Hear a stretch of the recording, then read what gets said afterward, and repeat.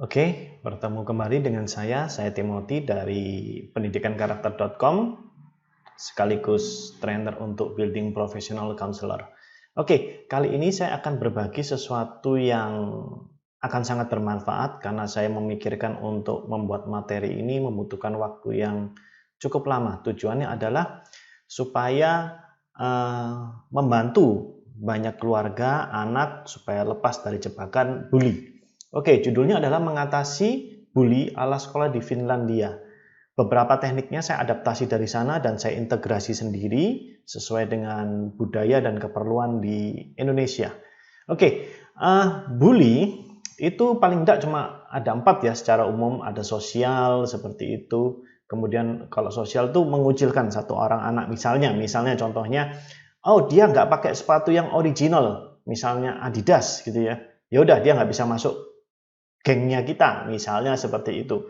Atau verbal itu lebih kejam, ya semua bully kejam.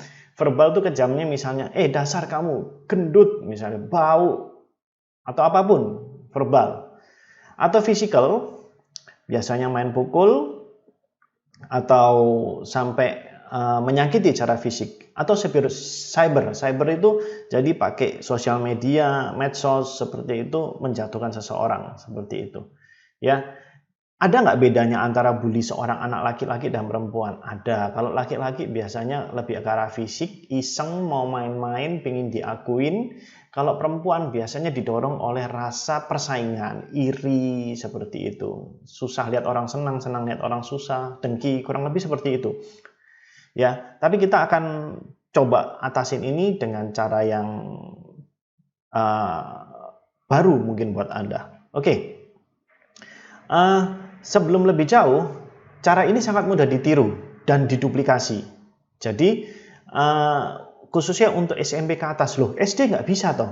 SD begini, karena teknik ini membutuhkan pengakuan secara emosi. Nah, namanya pengakuan berarti kan butuh komunikasi. Nah, anak SMP ke atas saya anggap sudah memiliki kosakata yang banyak di kepalanya sehingga bisa mengkomunikasikan apa yang dia rasakan. Kalau SD ya bisa dicoba, tapi SD yang high level ya, misalnya kayak kelas 6, kelas 5 seperti itu. Dan kemudian kalau Anda pernah ikut kelas saya mungkin di belajarkonseling.id atau di kelas Building Professional Counselor, di situ saya membedakan bahwa kosakata anak laki-laki tidak sebanyak anak perempuan. Jadi misalnya SD bisa dimulai dari perempuan tapi yang levelnya agak atas ya. Seperti itu. Oke, ini cukup guru saja. Tidak perlu bimbingan konselornya. School counselornya bukannya saya mau merendahkan school counselor, enggak.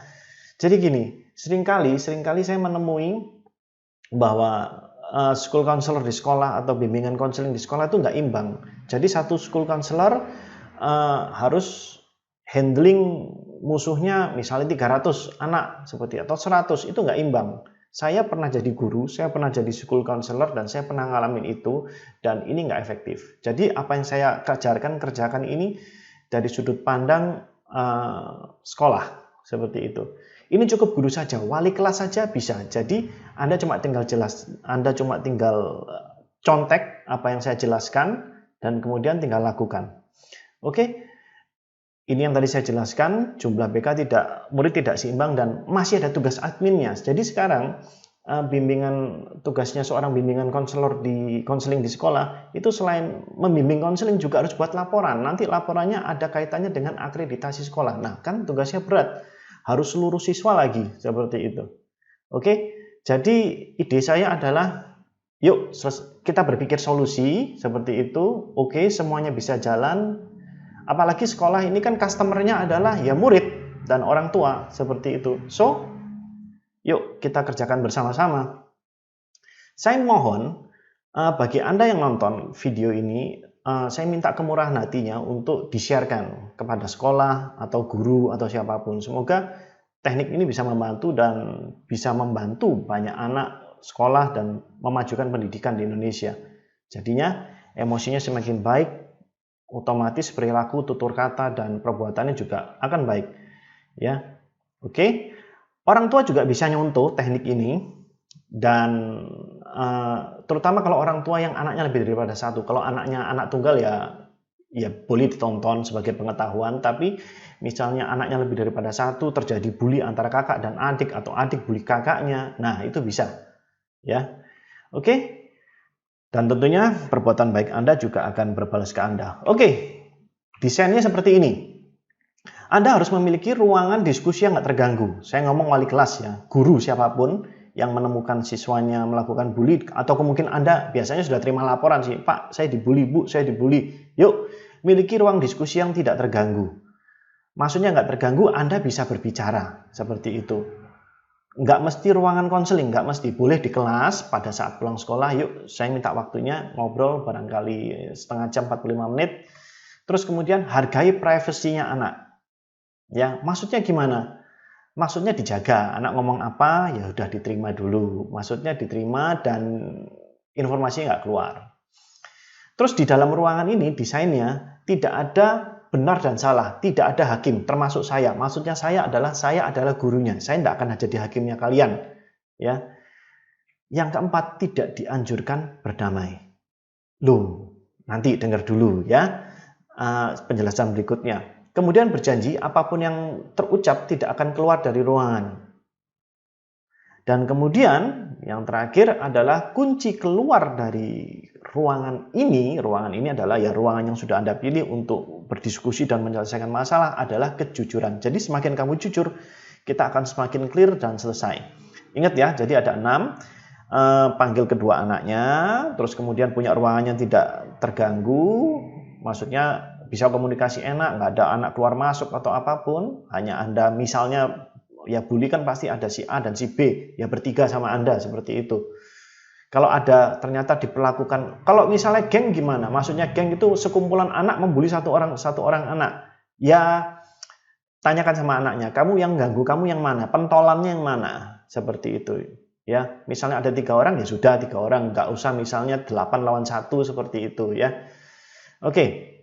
Privasi dihargai itu maksudnya seperti tadi apa yang dia omong kita perlakukan baik, tidak usah menunjukkan muka marah atau membuat anak cemas ataupun pelaku dan mohon maaf kalau saya katakan korban bully seperti itu ketakutan, tidak perlu. Jadi keep smile, tenang, ini gampang sekali caranya. Oke, bahkan Anda nggak perlu mikir, cuma tinggal nyontoh aja. Panggil pelaku dan korban. Oke, buat suasana aman buat mereka berdua. Kalau bisa nggak berkelompok ya, satu-satu seperti itu. Misalnya pun berkelompok, suruh anaknya milih dengan siapa lagi kamu. Maksudnya si korbannya tanyakan kamu bermasalah dengan siapa lagi seperti itu. Kalau misalnya cuma 1 orang ini aja ya udah. Terus jelaskan aturan di ruang Anda. Itu ada di slide sebelumnya yang tadi ada 6 itu ya. Jadi ini saya janji ini nggak akan keluar, kita selesaikan di sini. Terus kemudian buatkan pilihan agar mereka mau jujur. Contohnya gini, buatkan pilihan supaya mereka jujur. Ini terutama buat pelaku dan korban juga. Kalau kamu jujur, kamu selesai dari ruangan ini. Kalau kamu nggak jujur, maka tadinya kan wali kelas nih yang ngurusin. Barangkali di sekolah punya disiplin master, barangkali. Orang yang ngurusin untuk masalah konsekuensi siswa, mungkin itu gurunya mungkin menakutkan, atau nanti ke kepala sekolah. Kalau ke kepala sekolah nanti urusannya bisa mungkin ke orang tua atau apapun seperti itu. Paham ya? Jadi buatlah urusan dengan saya ini bisa clear. Tapi memang ini sudah saya desain untuk se-clear mungkin. Terus janjian, jika informasi keluar maka apa konsekuensinya? Misalnya dibuat bercandaan, kalau ini keluar mencret ya 3 hari ya. Jadi jaga mulutmu juga. Kalian berdua jaga mulutnya, seperti itu. Oke? Cara diskusinya gini. Sudah ya, dipanggil gampang. Cara diskusinya yang mulai dulu adalah yang melakukan bully. Yang mulai harus menjelaskan rasanya. Ingat, kata-katanya adalah rasanya. Pembuli itu harus menjawab pertanyaan Anda. Rasanya membuli, kenapa aku lakukan itu kepada kamu? Ayo jawab, nak. Kenapa sih kamu melakukan bully terhadap ini? Seperti itu. Ya. Pertanyaan kedua, kenapa sih aku pilih kamu untuk kubully? Maksudnya ini pertanyaannya, kenapa sih kamu memilih dia untuk kamu bully? Kenapa sih kamu, kalau bahasanya dibalik adalah aku memilih kamu untuk bully. Perasaanku setelah membuli kamu itu apa? Seperti itu, ya. Kenapa aku perlu melakukan itu, membuli kamu? Kenapa aku perlu membuli kamu? Apa ya? Terus pertanyaan terakhir adalah apa yang aku tingkatkan supaya aku tidak begini lagi? Nah, setiap pertanyaan yang Anda tanyakan dari yang paling atas nomor 1, misalnya rasanya membuli, kenapa aku lakukan ini sama kamu? Karena aku nggak suka sama kamu, langsung Anda timpali. Kenapa penting kamu melakukan itu? Setiap ada orang nggak suka dan penting buat kamu untuk kamu bully. Tanyakan, terus dia jawab, ya saya nggak suka aja. Kenapa penting nurutin nggak sukanya kamu sehingga kamu perlu melakukan bully? Tanyakan itu terus. Ini nggak ngajak ribut, tapi kita sedang mau menggali emosinya. Jadi sebenarnya yang sedang kita gali emosinya seperti kita, misalnya Anda ngupas ini ya, daun bawang nih ya, dikupas satu-satu, dilihat semakin pedas ke dalam. Nah ini untuk menggali emosinya dia, untuk nyadarin kenapa sih kamu melakukan itu. Dan jawabannya didengar oleh korban. Seperti itu. Paham ya? Kenapa sih aku pilih kamu untuk bully? Ya karena misalnya dia jawab, aku nggak suka. Tanyakan terus. Indikasi berhentinya apa untuk pertanyaan ini? Indikasinya dia sudah nggak bisa jawab lagi, bingung. Seperti itu. Tapi emosinya sudah keluar semua. Saya nggak suka, saya ingin dihargai. Karena cuma dia aja, karena dia nggak minjemin saya alat tulis sih. Seperti itu. Jadi, saya jengkel sama dia. Dengarkan, seperti itu. Sama-sama belajar di ruangan ini, guru dan pelaku bully dan yang menerima perlakuan bully sama-sama belajar. Seperti itu. Paham ya? Terus, kecuali pertanyaan terakhir, apa yang perlu aku tingkatkan supaya ini tidak begini lagi? Tanyakan, apa yang perlu kamu tingkatkan supaya kamu tidak melakukan ini lagi? Kalau yang terakhir tidak usah ditanyakan yang pertanyaan apa pentingnya, tidak usah. Seperti itu. Oke, jadi itu seperti sign untuk tanda buat dia supaya dia nggak melakukan lagi. Oke ya, cara berdiskusi untuk yang pelakunya. Ingat, saya ulangin, 1, 2, 3, 4, pertanyaan paling atas sampai ke 4. Itu setiap dia jawab, tanyakan apa pentingnya. Apa pentingnya? Kenapa itu penting buat kamu? Seperti itu. Ya, bahkan nggak usah dibentak, santai aja tanyanya, kenapa sih itu penting buat kamu? Kenapa kok misalnya mukul atau misalnya merobek tasnya, sudah berulang kali kamu merusak tasnya? Ya karena saya nggak suka. Kenapa kamu nggak suka sama dia? Ya karena dia misalnya dia itu kalau sekolah pakai lipstik sedangkan saya nggak boleh. Nah berarti iri kan? Oh penting ya buat kamu untuk melakukan seperti itu. Lakukan aja terus. Ini seperti menggali emosinya. Ya, gampang. Kemudian cara berdiskusi untuk si korbannya. Apa rasanya menerima perlakuanmu? Setelah itu tanya. Oke, sekarang saya tanya sama kamu, korban. Apa sih rasanya menerima perlakuanmu dibully? Coba ngomong sama dia. Seperti itu. Gantian, jadi ngomongnya privasinya dijaga ya. Satu ngomong diatur, yang lain ngomong nggak usah ditimpalin. Dia mungkin akan jelaskan, aku tuh jengkel, benci dibeginiin. Seperti itu. Apapun, keluarkan. Apa rasanya diperlakukan tidak adil oleh, sebut namanya. Si siapa, gitu, si A, si B. Jika kamu ingin berbicara dan keluarkan unek-unekmu, keluarkan segala perasaan yang ada di hati, di sini adalah tempat yang aman. Silakan bicarakan dan utarakan kepada pelakunya ini. Dan kamu cuma dengar saja. Ya. Jika memungkinkan saat berbicara suruh lihat ke pelaku. Jadi jangan takut, maksudnya misalnya dia bicaranya nunduk terus, coba diingatkan, kamu berbicara tapi lihat ke dia.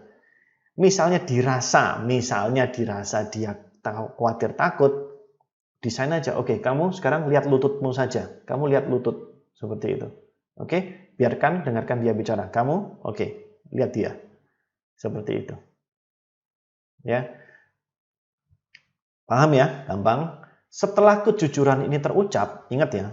Jadi kan yang si pelaku harus jujur, si ini harus jujur. Terus si pelakunya tadi dikupas satu-satu dengan pertanyaan apa pentingnya, apa pentingnya, apa pentingnya. Dan kemudian tanyakan kepada masing-masing, apa rasanya setelah mendengar penjelasan masing-masing. Coba kamu dulu, setelah mendengar penjelasannya si korban ini apa?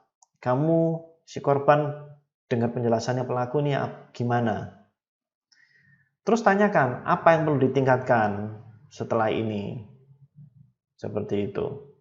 Menurut kalian apakah ini perlu terjadi lagi? Oh, nggak perlu. Saya nggak mau, ya jelas. Pelakunya juga pasti, si korban pasti ngomong, saya nggak mau ini terjadi lagi. Oke, silakan buat kesepakatan, akan saya tunggu. Kesepakatan akan 1 atau 2 hal supaya ini nggak terjadi lagi. Saya kasih waktu diskusi sendiri ya, 5-10 menit. Biarkan mereka diskusi.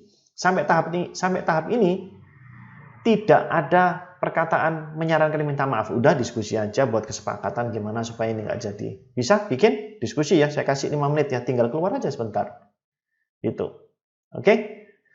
Dan kemudian yang keempat gimana? Bagaimana dengan konsekuensi? Ya, konsekuensi harus ada.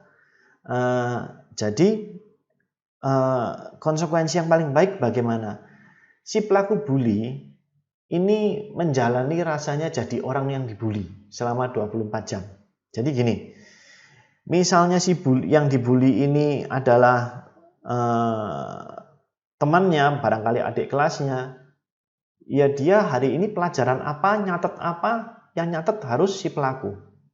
Jadi supaya dia ngerti, supaya dia sadar, ini kan ingin meningkatkan kesadaran gitu. Supaya jadi sadar, oh jadi rasanya jadi orang ini tuh bagaimana. Orang yang saya sakitin gimana? Ngerasain bawa tasnya, mungkin makan bekalnya, tukaran bekal, seperti itu. Mengerjakan tugasnya, 1 hari. Jadi dia harus mengerjakan rasanya jadi orang ini. Seperti itu. Rasanya berangkat dan pulang dari sekolah jika memungkinkan. Kalau nggak memungkinkan ya sudah, rasanya kan tempat kejadiannya hanya di sekolah, ya udah datang di sekolah, rasanya menjalani hidupan di sekolah, si korban itu bagaimana? Pelaku yang melakukan.